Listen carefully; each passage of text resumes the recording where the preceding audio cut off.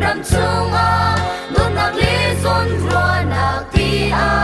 reo cha kan ram a so tu fa rau lung put kha chung in kan lam chân lâu khăn ba chân lệ kan hi mera chung chân lung ke koi mi khi he kan au na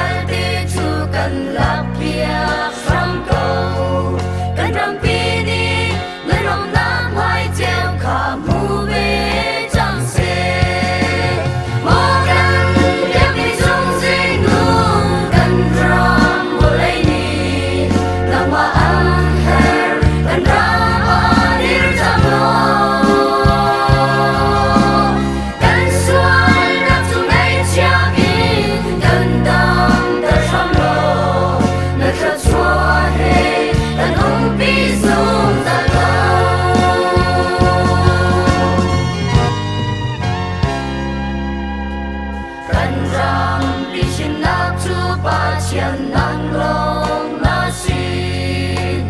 arpi ni a farwal a tha in a unabang na do na kadem tang in kan hu shim velo mi kip kan nun rama jisu kri long boy si jang se mo kan yak mi chung jing nu kan ram nang ma ang her kan ra dir chang lo kan suai nak chung ai chia min kan dam ter sang lo kan tra chua he kan pi sung zal